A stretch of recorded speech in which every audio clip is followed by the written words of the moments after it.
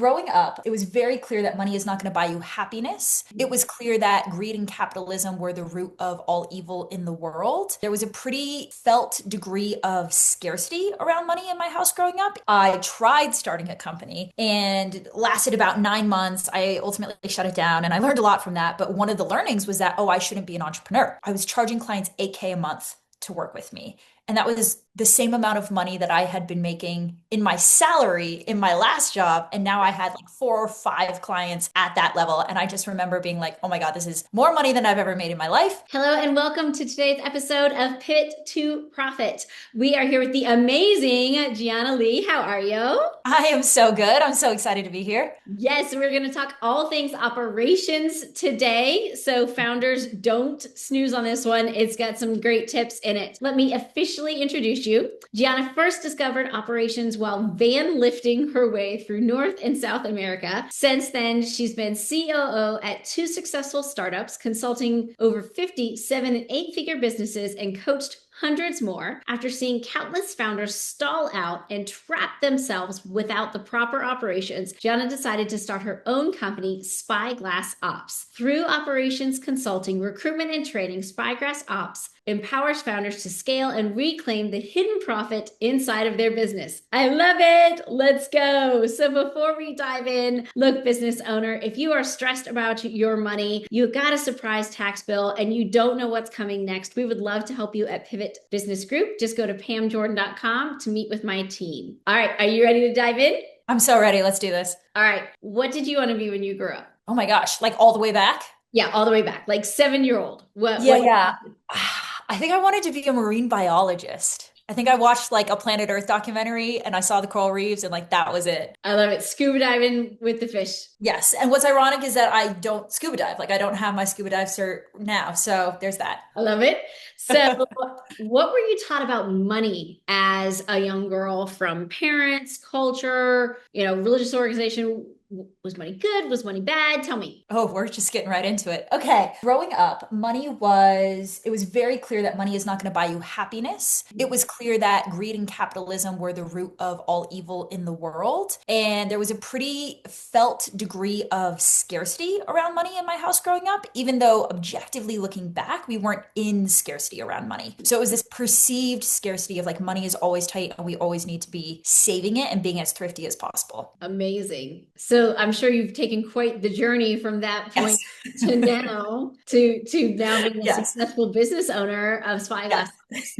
So, what was your aha moment that made you realize that operations was the hidden profit lever for so many businesses? Yeah. So I think there was like a two-step process to go from, how I was raised to where I am now. And the first one was around like reclaiming my belief system around business and capitalism as a whole. And really where I now believe and have landed that entrepreneurs are actually the world's greatest change makers, the best problem solvers that we in society have. And so I'm still a bleeding heart. I still want to make the world a better place. I have simply evolved my understanding of what that's actually going to take to supporting the change agents, supporting, the disruptors and the innovators and the people who actually have the skills and the resilience to solve the world's problems, which I believe are entrepreneurs. So that was a really important first step for me to even like get on board with business and entrepreneurship as a whole. And then the second step came when I found my way into being a COO. So like you mentioned, I was in a van. I was traveling and living with my boyfriend who was growing a digital marketing agency at the time. And I ended up becoming his COO. And so finding operations was not just really gratifying from a, wow, I think I'm actually pretty good at this and I think I could do this, but also realizing that operations is a really unique lens. It's a really unique skill set that not many people have. And it provided a unique opportunity for me to create leverage for entrepreneurs. It became my way to unlock their impact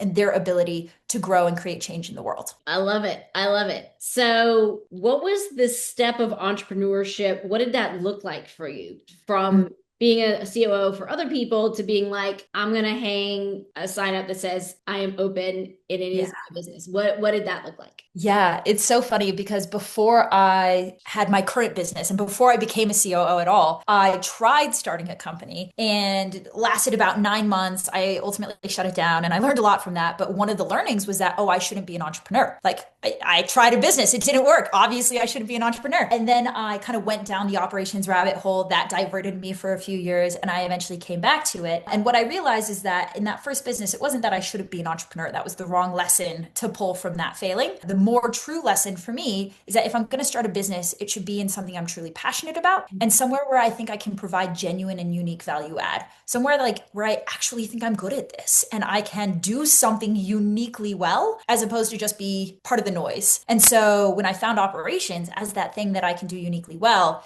it put the option of starting a business back on the table.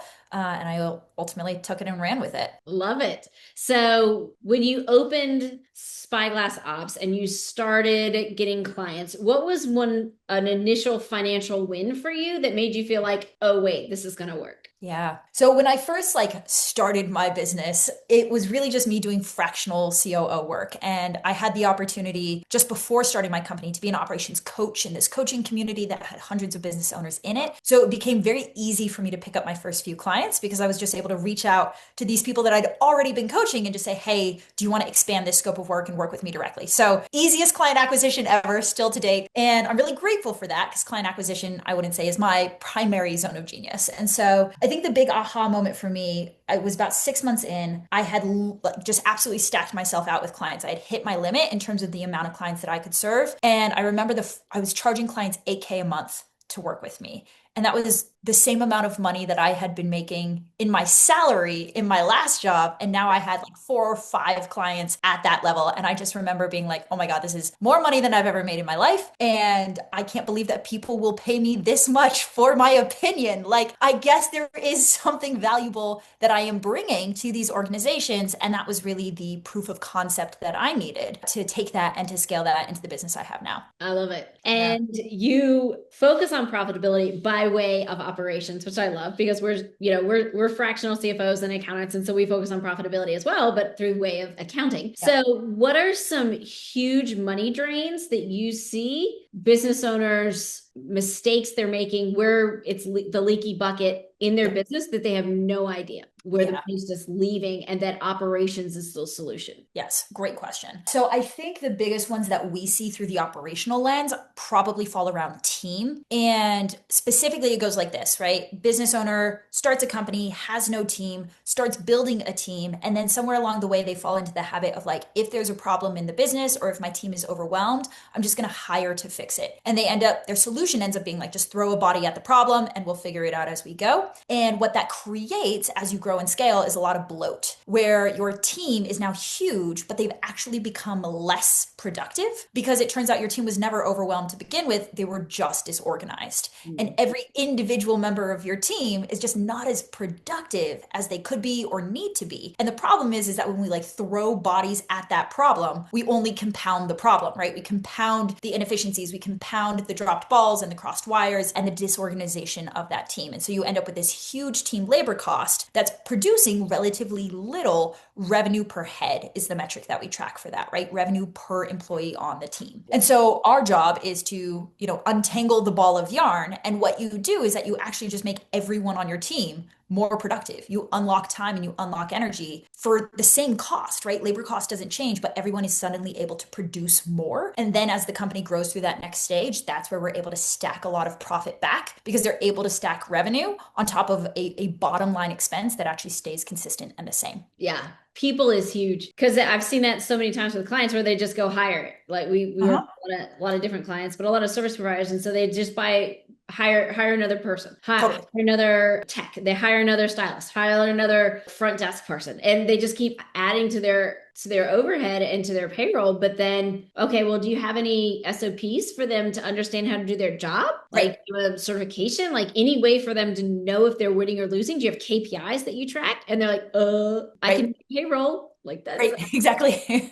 Yeah, 100%. And so again, it comes back to that. Is your team actually overwhelmed or are they just disorganized? We got to organize the team first. And then once we have everyone in their role performing at max productivity, then we can hire on top because we know we're getting the biggest bang for buck for every single person on our team. Until we can say that, then actually you're going to stack more profitability by like installing SOPs and systems than you will by hiring in the next person. Yeah, I love it. I love it. When you're working with entrepreneurs, how do you speak to the founder, the visionary, and help them understand that you need to stop wearing all the hats? Like you can't be the integrator too. You can't be the COO too. Like how do you have that conversation? Because a lot of entrepreneurs just bootstrap and they're the janitor, the COO, the CEO, the plumber, the sales, the closer, all the things. How do you help them understand that mindset that it's okay to not be all the things? Yeah. So you're going to love this, Pam. We do it by bringing it back to finances. So we have a exercise that we will do with every client where we sit down and run a time audit on their time. This is if they're working with us in our like consulting package, and their consultant will sit down and literally track their time for 3 days. And then we'll look at that data together and we'll say, okay, what is the relative value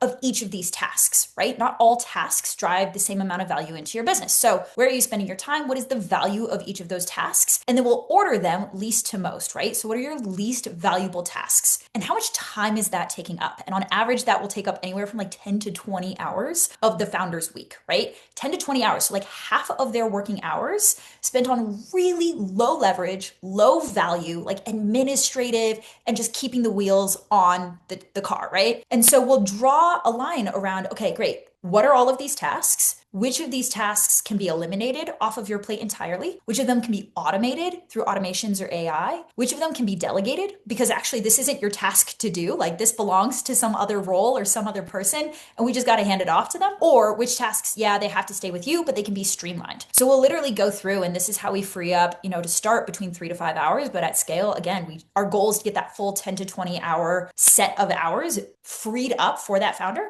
so that they're able to allocate it away from those low value tasks and into the high value tasks.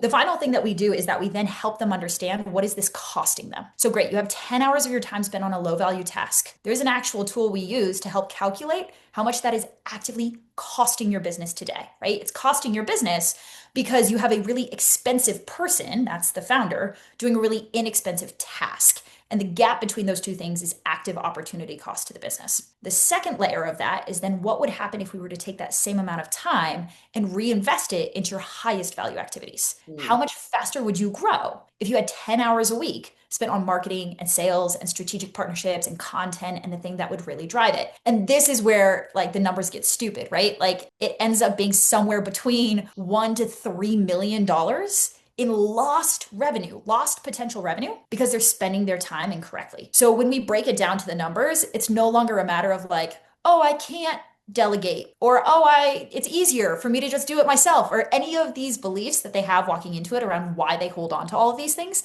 It literally just becomes too expensive for them to hold on to those beliefs. And that's how we help break them out of that mindset. I love it. You just show it to them in black and white and be like, look, do you want another $1 million? That's it. Well, then stop doing all of these things. Stop doing all the things. You can't afford not to. I spoke to an entrepreneur today. She's doing over $1 million in revenue and she's still doing administrative $20 an hour tasks. And I'm like, oh, what are you doing? Like, it's not bringing you to your goals. And we're very clear on what her goals are. She's, a CFO client. And it's just like, look, you can't get that second location. You're not going to achieve those goals when you're still spending, like you said, like 10 hours a week on these tasks that you can clearly delegate or outsource to someone else.